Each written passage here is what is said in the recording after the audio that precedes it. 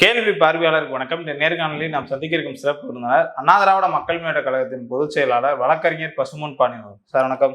வணக்கம்.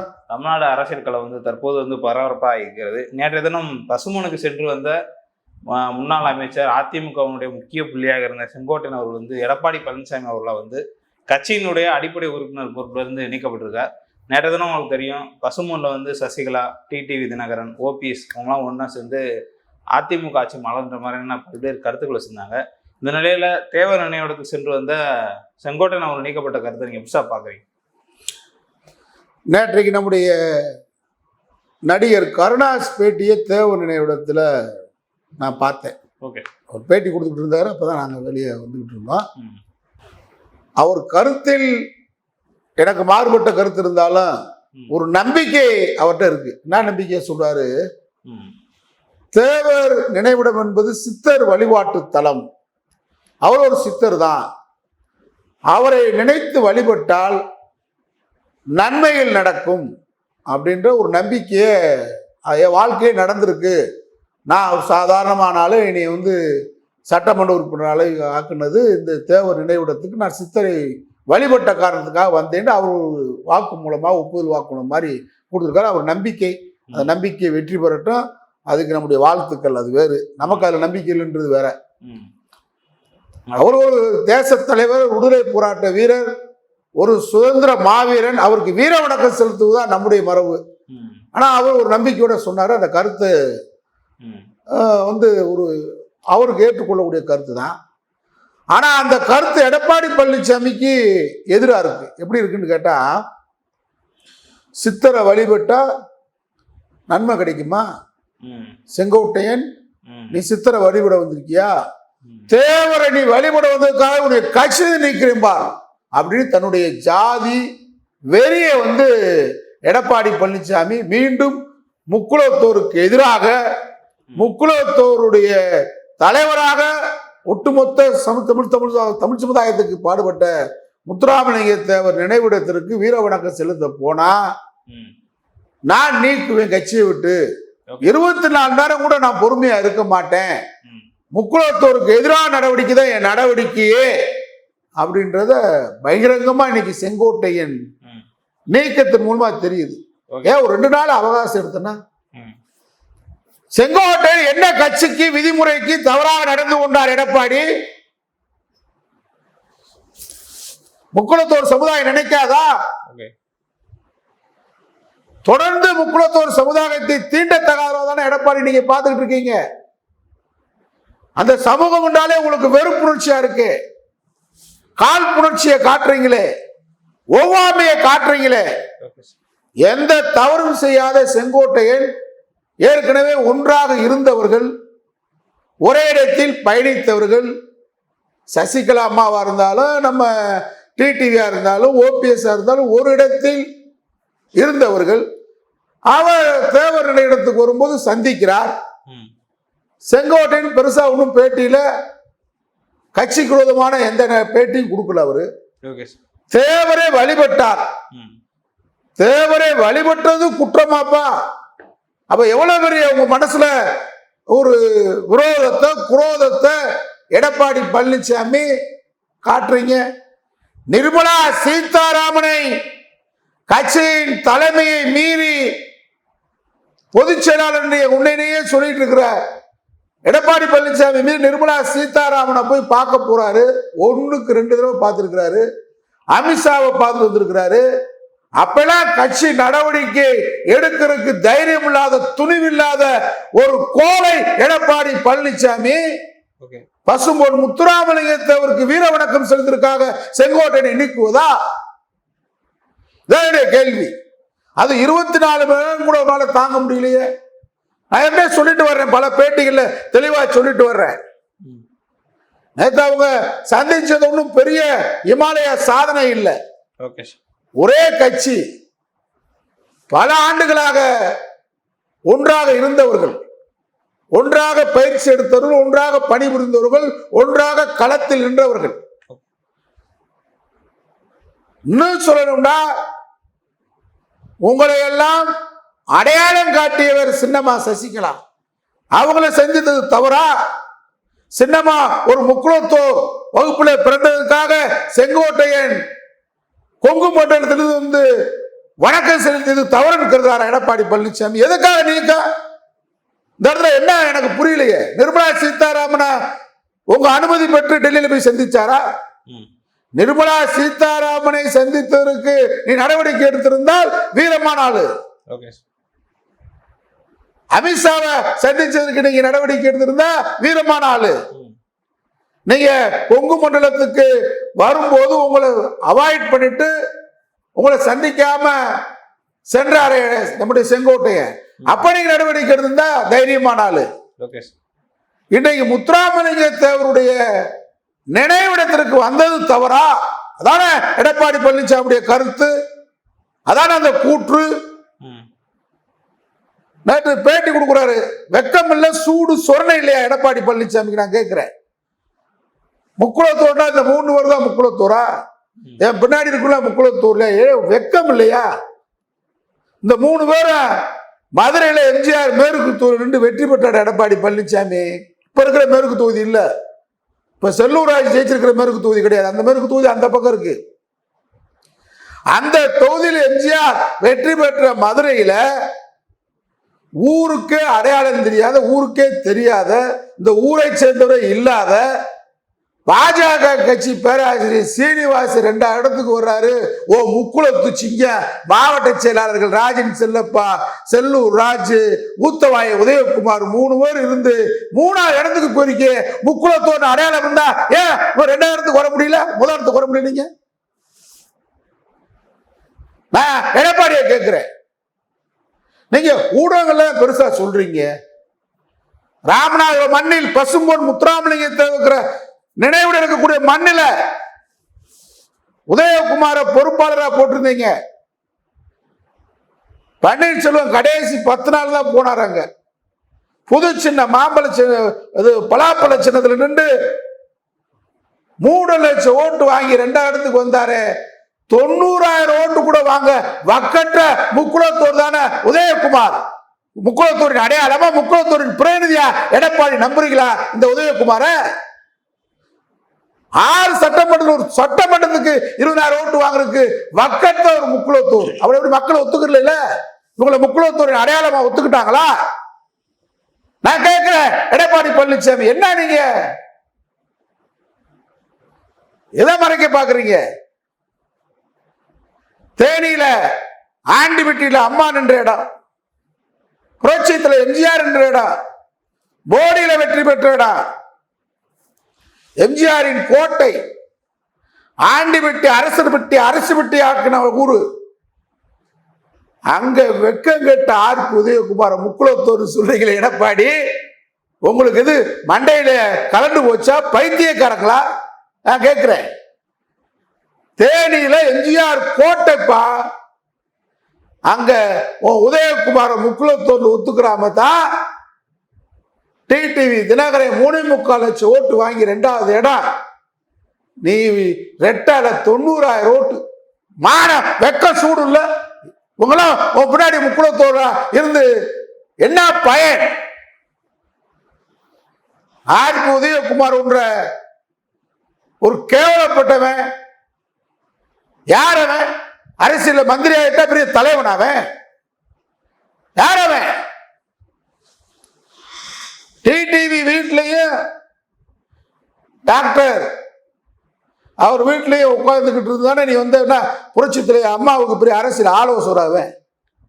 நீ போய் இவெல்லாம் முக்குளத்தூர் நம்பி இன்னும் இந்த தேர்தலில் மாபெரும் தோல்வியை சந்திப்பீங்க. சாதாரண தோல்வி இல்லை. செங்கோட்டையை இன்னைக்கு என்ன கட்சிக்கு தவறு பண்ணாரு? ஏன் நீக்கி இருக்கா? இதனால அழிவுதான் எடப்பாடி பழனிசாமிக்கு. என்ன ஆகும் நினைக்கிறீங்க? கட்டுப்பாடோட கட்சியை கூட நடத்த முடியுதா? நேற்று பசுமூர்ல பார்த்தோம்ல, கட்சியை நடத்த முடியுதா உங்களுக்கு? பெரியார் சொல்லுவார், அண்ணா கடமை கண்ணியம் கட்டுப்பாடுன்றார். ஐயா பெரியார் சொன்னாரு, இந்த கடமை கண்ணியத்தை விட கட்டுப்பாடு அவசியம்ன்றாரு. பொதுச் செயலாளரவே உள்ள விட மாட்டேன்றார் அந்த பசுமூனுக்குள்ள. ஒரு பக்கம் மானாமதுரை பக்கம்லாம் எடப்பாடி பழனிசாமி முக்குளத்தூருக்கு துரோகி எடப்பாடி பழனிசாமி ஒழுகின்ற கோஷம் விண்ணெதிரான கோஷம். வானத்தை கிழிக்கிற கோஷத்து பொதுமக்கள். எடப்பாடிக்கு பின்னாடி இந்த காரணம் அடி அதெல்லாம் மறைச்சிட்டாங்க, ஊடகத்துல சொல்லி மறைச்சிட்டாங்க. முக்குளத்தோட வெறுப்புல இருக்கான், நீ நடந்துக்கிற முக்குளத்தோட பார்த்தாலே வெறுப்பா நடந்துக்கிற. இப்ப கடலூர்ல பேசுற, நான் மீண்டும் ஆட்சிக்கு வந்தா எந்த தரவும் இல்லாம 10.5% நான் தானே உங்களுக்கு கொடுத்தேன், நானே கொடுப்பேன்னு சொல்றேன். அவங்களும் ஏமாத்துற, அவங்க எங்க சகோதரன், வன்னியர் யாரும் அந்நியம் இல்லை, எங்கள் ரத்தம். அவங்களும் ஏமாத்துற, இங்கேயும் ஏமாத்துற இல்லையா? என்ன கட்டுப்பாடோட கட்சி நடத்துற? அம்மா இருந்தா ஒரு பொதுச்செயலாளர் அதே இடத்துக்கு வந்திருக்காங்க. இது மாதிரியா இருந்துச்சு நேத்து? இவங்களா முக்குளத்தூர் அடையாளமா? இவங்களை அடையாளப்படுத்தியது யார்? சின்னம்மா சசிகலாமெல்லாம் இல்லாம இவங்களாம் எம்எல்ஏ வந்துட்டாங்களா, மேயரா வந்துட்டாங்களா, மந்திரியா வந்துட்டாங்களா? இவங்க யாராவது முக்குளத்தூர் இது மாதிரி உருவாக்கி இருக்காங்களா? ஒரு அடையாளம் அவங்க முக்குளத்தோரை மட்டும் உருவாக்கல சின்னம்மா. அதிமுக நீங்க அனைவருமே இருக்கீங்கன்னா அதுக்கு காரணம் அவங்கதான் இல்லையா? டிடி வீட்டுல என்னைக்காவது ஓபிஎஸ் நம்ம இபிஎஸ் கேட்கிறேன், டிடி உட்கார்ந்து என்னைக்காவது பேசிருக்கீங்களா நீங்களாம்? இன்னைக்கு என்ன உங்களுக்கு முக்குளத்தூர்ல வெறுப்பாயிட்டாரு எடப்பாடி பழனிசாமி. ஒரு பெரிய சமூகம், அந்த சமூகத்துக்கு பின்னாடி அதிமுக தலைமை இருந்தால் அவங்க மிகப்பெரிய ஒரு பூர்வக்குடி சமூகம் தமிழ்நாட்டில், அந்த சமூகம் அதிமுகவை நிலைநிறுத்தி விடும், சசிகலா தலைமை நிலைநிறுத்தி விடும் பாஜக என்றான். அதனால பதவி பிரமாணம் எடுக்க விடல, சிறைக்கு அனுப்புறான். இப்போ உன்னைய வச்சு அவங்கள அழிக்க பார்க்கிறான். அவங்களும் பாஜக சொன்னதான் சரிதான். அவங்க பேட்டியில எடப்பாடி இல்லாத அதிமுக வேண்டும் என்று டிடிவி சொல்ற கருத்தை 1.5 கோடி அதிமுக தொழில் நாட்டு மக்கள் அனைவரும் வரவேற்பான். இன்னொரு வார்த்தை சேர்த்து சொல்லணும், பாஜக இல்லாத அதிமுக உருவாகும் சொன்னால் நாட்டில் இருக்க அதிமுக தொண்டை பொதுமக்கள் உங்களை தூக்கி வச்சு கொண்டாடுவான். திமுக அதிமுக 20 அரசு தான் தமிழ்நாட்டில் இருக்கணும். திராவிட முன்னேற்ற கழகம் போல் நாங்களும் வலிமையாக பாஜக ஒன்றிய அரசினுடைய மக்கள் விரோத திட்டத்தை எதிர்ப்போம் என்ற குரல் டிடிவி கிட்ட இருந்து வரணும், சசிகலா இருந்து வரணும், ஓபிஎஸ் இருந்து வரணும். எடப்பாடி தூக்கி எறியப்படக்கூடிய தலைவர் தான், தலைவரே இல்லை. உங்களால் உருவாக்கப்பட்ட ஒரு டெண்டர் பார்ட்டி, சசிகலா டிடிவியால் உருவாக்கப்பட்ட ஒரு டெண்டர் எடுத்த ஒரு முதலமைச்சராக இருந்தவர். அவருக்கு அடிப்படையில் ஒரு சாதிய வெறி முக்குளத்தூர் மேல் இருக்கு. நாங்க மதுரையில் 3 நாள் மாநாடு நடத்திக்கிட்டு இருக்காங்க. செல்லப்பாவும் உதயகுமாரும் நம்ம செல்லூர் ராஜும் 3 பேர் பேரவை சொல்லல. அப்ப என்ன மனசுல என்ன இருக்கு? முக்குளத்தோர்னாலே வெறுப்பு. முக்குளத்தோர் மட்டும் இல்ல, அதிமுக கட்சிக்கு உண்மையா எவனும் இருக்கக்கூடாது, இருக்கிறவன கூட காலி பண்ணணும். இதான் எடப்பாடி வேலை. முக்குளத்தோர் வெறுப்பு முதல்ல இருக்கு. அதான் சின்னம்மா எதிர்ப்பு, அதான் டிடிவி எதிர்ப்பு, அதான் ஓபிஎஸ் எதிர்ப்பு.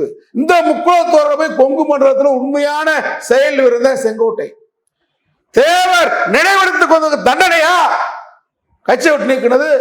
முக்குளத்தோர் மக்கள் யோசிக்க மாட்டாங்களா? தப்பு படி போயிருக்கீங்க. நாடாளுமன்ற தேர்தல் 2024 சம்பந்தமில்லாத முக்குளத்தோடு ஏமாந்துட்டு இருக்கிற உதயகுமார நம்பி 2 தொகுதிக்கு பொறுப்பாளர்.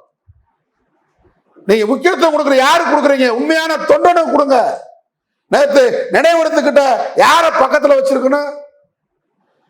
இன்னைக்கு அதிமுகவை விட்டு சிறுபான்மை மக்கள் வெளியேறி போயிட்டாங்க. எடப்பாடி நம்பிக்கைக்குரிய தலைவர் இல்லாம போயிட்டார். இஸ்லாமிய மக்களிடத்துல ஏமாற்றுகிறார் தெரிஞ்சுக்கிட்டாங்க. ஒரு முஸ்லிமா பிறந்த ஓட்டு போட மாட்டான். கிறிஸ்துவ மக்கள் தயார் இல்லை, பட்டியல் சாதி மக்கள் தயார் இல்லை, முக்குளத்தோர் மக்கள் விழிப்பாயிட்டாங்க.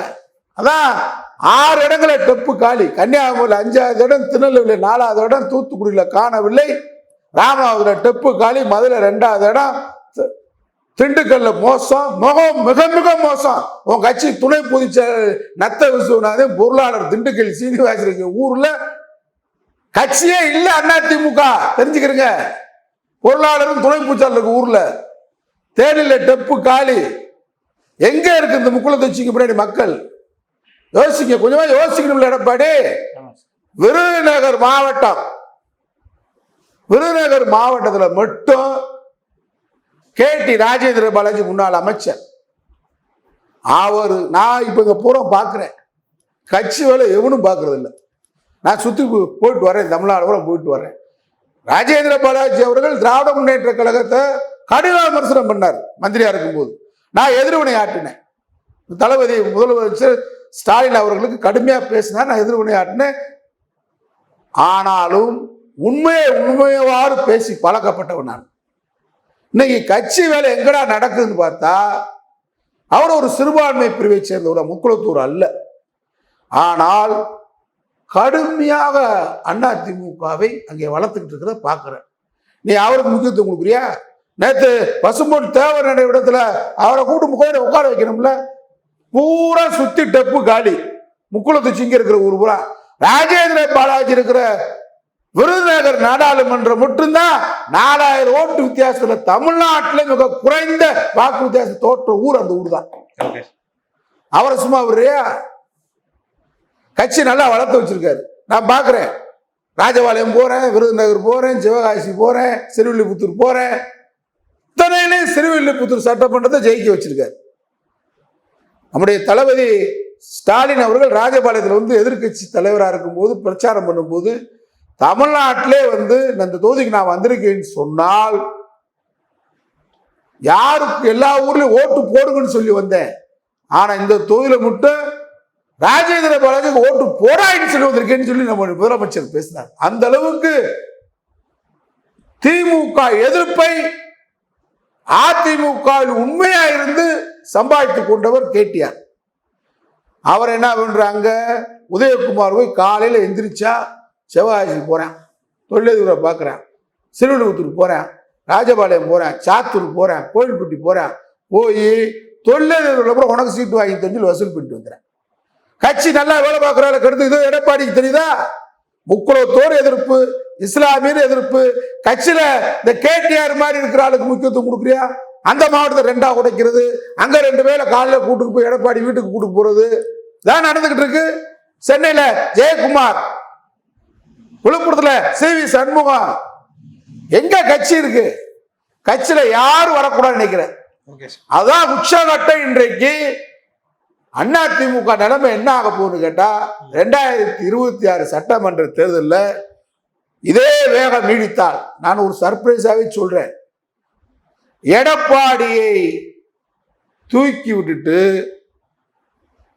புதிய அதிமுக பாஜக கூட்டணி இல்லாத அதிமுக ஒன்று உண்மையான அதிமுக உருவாகும்.